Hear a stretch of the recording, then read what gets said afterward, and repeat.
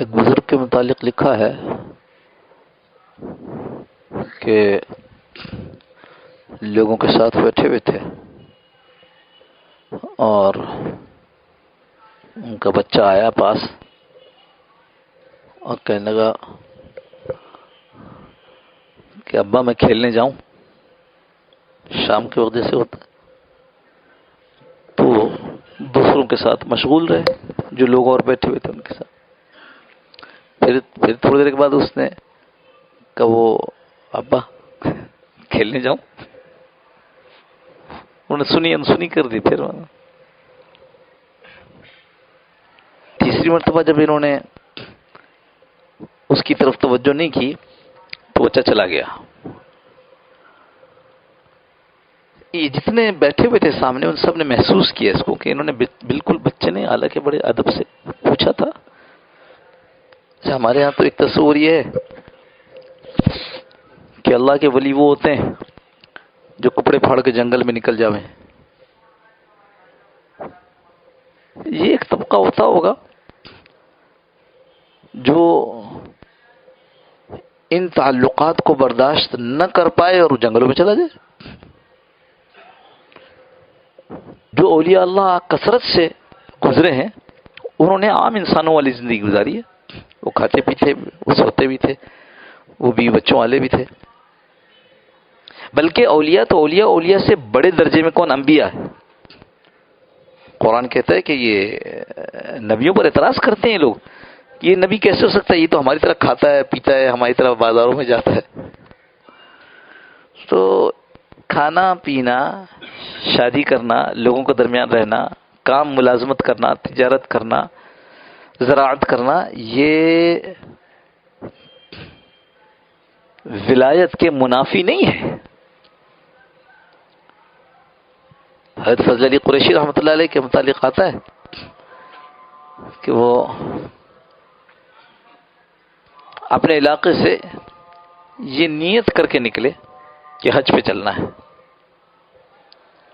اور مضبوط کشتی بنوا لی، اس پہ سوار ہو گئے سامان کے ساتھ کی ہجرت، اور یہ پہنچے یہاں پر تقریباً سمجھو یہ جو آپ کا ریاستی علاقہ ہے ملتان مظفر گڑھ کے قریب، تو جو دریا یہاں سے گزر رہا تھا اس میں طغیانی آ گئی اور وہ کشتی جو ہے وہ ٹکرائی اور سب کچھ ٹوٹ پھوٹ گیا۔ یہ لوگ بمشکل جو ہے یہ اپنا خاندان یہ بمشکل ساحل تک پہنچے، اب کچھ نہیں ہے، جنگل ہے۔ تو جیسے تیسے کچھ دن گزارے اور اسی زمانے میں حکومت نے اعلان کر دیا کہ زمین کی آبادی کے لیے جو جہاں بیٹھا ہے اگر اس کو آباد کر لے گا تو اس کی ہوئی۔ انہوں نے اس جگہ کو آباد کرنا شروع کیا، ماشاءاللہ وہ ان کی ہو گئی۔ یہ علاقہ آج کل کہلاتا ہے مسکین پور شریف، ملتان کے پاس مظفر گڑھ کے قریب۔ تو جو عرض کر رہا تھا ان کے بارے میں وہ یہ کہ کھیتی کرتے تھے، ان کے مریدین آتے کہتے جی ہمیں بھی اللہ کا نام سکھاؤ، تو کہتے ہی بیٹھ جاؤ۔ درخت لگے ہوئے تھے بڑے بڑے، ان درختوں کے نیچے ہو اپنے ذکر اذکار، اپنے اشغال، اپنے اوراد پورے کیا کرتے۔ یہ اپنا حل چلا رہے ہیں۔ تو وہ 11-12 بجے کے قریب ہو گیا تو ایک طرف رکھا، گھر میں گئے، نہائے دھوئے، اور وہ جو پسینے والی بنیان اور لنگی وہ تبدیل کی، کرتا پہنا، اور سر پر اپنے چنگیری اٹھا کر کے اور لے کر کے آئے اور رکھا، اور کبھی فقیرو فقیرو یعنی وہ جو اللہ کا نام سیکھنے کے لیے آئے ہو سب کچھ چھوڑ چھاڑ کر فقر اختیار کر لیا۔ فقیرو، یہ جو کھیتی کی گئی اس میں ہل چلایا گیا باوضو، اور اس میں بیج ڈالا گیا باوضو، اور اس میں پانی ڈالا گیا باوضو، اور اس کھیت کو کاٹا گیا باوضو، اور پھر اس گندم کو پیسا گیا باوضو، اور پھر اس میں روٹی پکی ہے باوضو۔ کیا ہی اچھا ہو کہ تم لوگ بھی وضو کر کے آ جاؤ، کھانا کھا لیتے ہیں۔ عرض یہ کر رہا ہوں کہ یہ منافی نہیں ہے اس کے کہ بھئی جو آدمی ولی ہوگا وہ کام تھوڑی کرے گا، ایسا کچھ ایسی کوئی بات نہیں ہے۔ تو یہ بزرگ بھی اپنے بیوی بچوں کے ساتھ رہتے تھے، اور جو بچہ ہے ایک عام نارمل بچہ، وہ آ کر پوچھتا ہے ابا کھیلنے جاؤں؟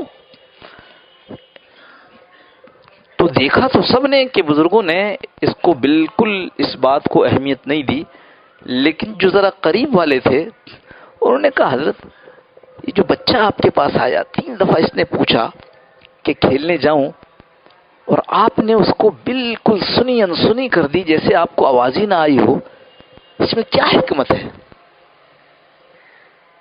کہنے لگے کہ یہ بچہ مجھ سے پوچھے بغیر کھیل لیتا، کھیلنے چلا جاتا، کوئی حرج نہیں تھا، لیکن میں اس بات سے ڈرتا ہوں کہ میرے اعمال نامے میں یہ لکھا جائے کہ میں نے کسی کو کہا ہو کہ جاؤ کھیلو۔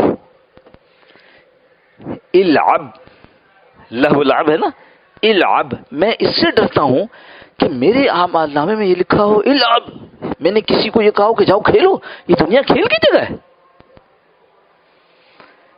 جو آخرت کے رخ کی زندگی گزارتے ہیں وہ چھوٹی چھوٹی چیزوں کی احتیاط کرتے ہیں، ان کو پتہ ہے سامنے حساب ہونے والا ہے، اور حساب لینے والا ایسا ہے جس کو دل کے اندر کی خبر ہے، اور جب وہ پوچھنے پر آئے گا اللہ اکبر، پتہ نہیں کیا ہوگا۔ اللہ ہم سب کی حفاظت فرمائے، آسان حساب ہو۔ میں نے شاید پہلے عرض کیا تھا کہ وہ نماز میں 2 رکعت یا 1 رکعت چھوٹ گئی، تکبیر اولیٰ کے ساتھ چلنے والے آدمی تھے، عصر کی نماز کے بعد 1-2 رکعت چھوٹ گئی تھی، اور جو وہ گھر گئے اس کے بعد تو پھر مغرب پڑھنے آئے، مغرب پڑھتے ہی چلے گئے، عشاء پڑھنے آئے، عشاء پڑھتے ہی چلے گئے، فجر پڑھنے آئے، فجر پڑھتے ہی چلے گئے۔ لوگ حیران ہو گئے کہ ان کو کیا ہو گئے، تو مسجد کے کھوٹے تھے، تو ہر وقت مسجد میں رہتے تھے۔ کئی ہفتوں کے بعد پھر لوگوں نے دیکھا کہ آج نماز سے پہلے مسجد میں بیٹھے ہوئے، تو کسی نے ہمت کر کے پوچھ لیا کہ حضرت یہ کیا، آپ اتنے دنوں سے ہم یہ دیکھ رہے ہیں کہ آپ کا معمول بالکل الٹ گیا تھا، مختلف ہو گیا تھا، کہ آپ جو مسجد کے اندر رہنے والے آدمی آپ مسجد میں آ رہے ہیں، فرض ادا کی مسجد سے واپس، فرض ادا کی مسجد سے واپس۔ تو کہنے بھائی ایک دن عصر کی نماز میں کچھ رکعتیں رہ گئیں، جب میں ان رکعت کو پورا کر رہا تھا تو اندر سے ایک آواز آئی، یہ کہ آج لوگ کہہ رہے ہوں گے کہ آج حضرت صاحب کی 2 رکعت چھوٹ گئی ہے۔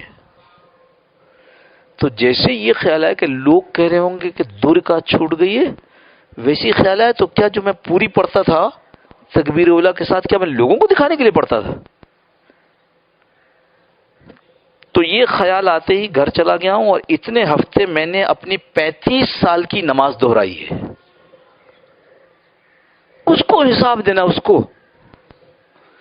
وہ دل کے اندر کے خیال کو جانتا۔ ہم تو بڑے مزے سے کہتے ہیں نہیں تو اللہ کے لیے کرتے ہیں، ہمیں پتہ ہے کہ اندر سے فلاں کو دیکھنا خوشی ہونے کی، فلاں نے دیکھا اچھا یہ بھی دیکھ رہا ہے۔ گھر میں جو نماز پڑھتے ہیں، کبھی نفل پڑھتے ہیں تو وہ کتنی تیزی میں ختم ہوتی ہے، اور جو مسجد میں پڑھتے ہیں وہ کتنی دیر لگتی ہے۔ وہ بچہ بادشاہ کے دربار میں ساتھ گیا تھا، نماز کا وقت ہو گیا، نماز پڑھی، اور پھر کھانے کا وقت، وہ کھانا کھایا۔ جب گھر آیا تو ابا نے کہا گھر والی سے کہ کھانا نکالو، تو ابا کھانا تو کھا کے نہیں، وہاں تو اس کے خیال سے میں نے تھوڑا کھایا تھا، بادشاہ کے خیال سے تھوڑا کھایا تھا، اب کھانا پورا تو کرنا ہے۔ تو کہنے کا ابا پھر نماز بھی دوہرا لے، میں نے دیکھا ان کے خیال سے آپ نے آج نماز بھی لمبی پڑھی تھی۔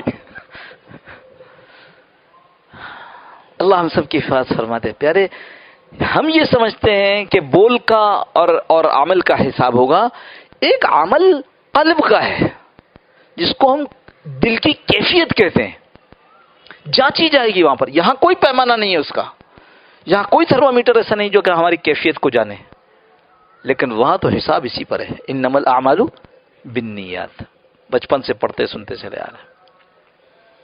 اس واسطے یہ عرض کرتے ہیں کہ بھائی دیکھو، تیاری کرو، تیاری ہے۔ اللہ والوں کی خدمت میں جب حاضر ہوتے ہیں تو اس سے ایک بڑا فائدہ یہ ہوتا ہے کہ قلب بنتا ہے، دل بنتا ہے۔ دل بنتا ہے تو پھر تیاری کا شوق بھی پیدا ہوتا ہے. پھر آدمی اس لیے نماز نہیں پڑھتا کہ سیٹ دیکھے گا، باس دیکھے گا، دوست کیا کہیں گے اگر نماز نہیں پڑھی. اتنی بڑی داڑھی ہم نے رکھی ہوئی ہے، اگر نماز نہیں کے وقت باہر ہوں گے تو لوگ کیا کہیں گے. پھر وہ اس لیے پڑھتا ہے کہ ہائے اللہ اکبر، ہے نا بزرگوں کا سنا ہوگا آپ نے، وہ بزرگ اللہ اکبر کا تو بے چین ہو گئے، بے چین کیا ہوا؟ ارے اس امانت کے اٹھانے کا وقت آ گیا جس امانت کو پہاڑ نے اٹھانے سے منع کر دیا تھا، یعنی شریعت کے حکم کو پورا کرنا. تو پھر آدمی اللہ کے لیے نماز پڑھ رہا ہوتا. سنت پر چلنے کے لیے اس کو فضائل کی ضرورت ہے کہ سنت، یہ سنت ہے، یہ کرو گے تو اس کا یہ ثواب ملے گا. وہ کہتے ہیں کہ اللہ کے نبی صلی اللہ تعالی علیہ وسلم انہوں نے ایسے کیا تو میرے پاس کیا گنجائش ہے مجھے بھی ایسے کرنا ہے. اللہ کے نبی کون؟ اللہ کے نبی. تو کیا ہو گیا اللہ کے نبی؟ نہ اللہ کے نبی، ایسے نبی جو زمین سے اٹھا کر کہاں پہنچائے گئے؟ عرش پر پہنچائے گئے. جبریل نے کہا اس سے آگے ہم نہیں آ سکتے. تو بھائی جب شب معراج منائی تھی تو اس کے بعد تو زندگی یوں پلٹ جانی چاہیے تھی نا ایک دم، کہ اس نبی، وہ نبی کے ساتھ ہمارا تعلق ہے تو اس نبی کی جو عمل ہے اس کے خلاف کرو. یہ دل بنتا ہے، دل. اللہ ہمارا دل بھی بنا دے. لیکن ہر چیز کا طریقہ ہوتا ہے. اللہ والوں کے پاس جائیں گے، کیا کہتے ہیں؟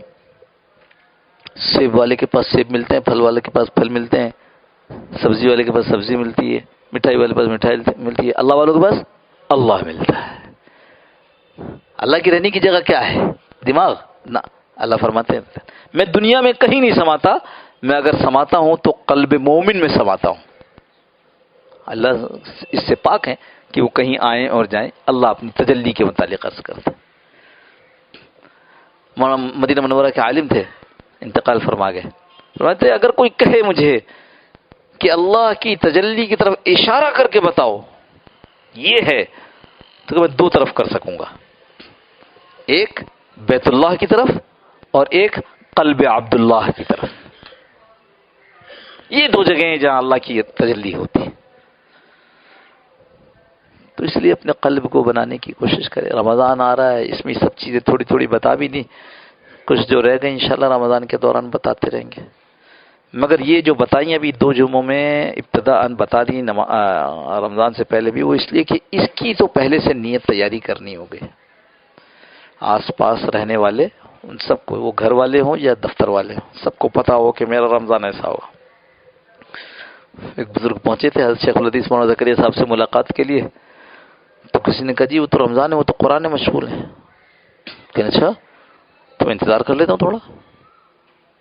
پھر گئے، پوچھا بھائی وہ ملت کہنے وہ قرآن پڑھ رہے ہیں.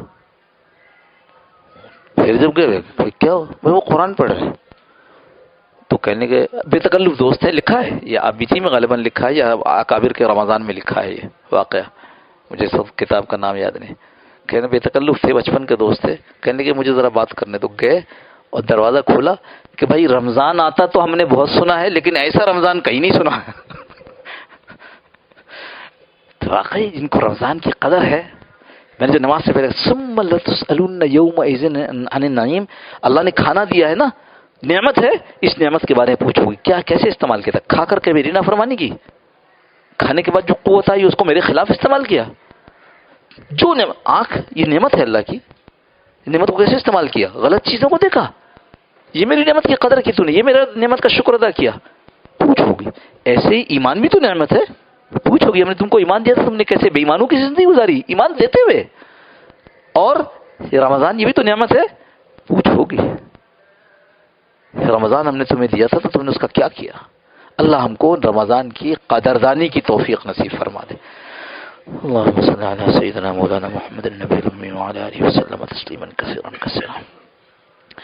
اللهم ربنا ظلمنا أنفسنا وإن لم تغفر لنا وترحمنا لنكونن من الخاسرين. اللهم ربنا لا تزغ قلوبنا بعد إذ هديتنا وهب لنا من لدنك رحمة إنك أنت الوهاب. اللهم ربنا آتنا في الدنيا حسنة وفي الآخرة حسنة وقنا عذاب النار. اللهم إنا نسألك العفو والعافية والمعافاة الدائمة في الدين والدنيا والآخرة. اللهم أعنا على ذكرك وشكرك وحسن عبادتك. اللهم أرنا الحق حقا وارزقنا اتباعه وأرنا الباطل باطلا وارزقنا اجتنابه. اللهم إنا نسألك حبك وحب من يحبك وحب عمل يقربنا إلى حبك. اللهم اجعل حبك أحب إلينا من نفسنا وأهلنا من الماء البارد. اللهم ربنا تقبل منا إنك أنت السميع العليم وتب علينا يا مولانا إنك أنت التواب الرحيم. وصلى الله تعالى على خير خلقه محمد وعلى آله وصحبه أجمعين برحمتك يا أرحم الراحمين. جزاكم الله خير. السلام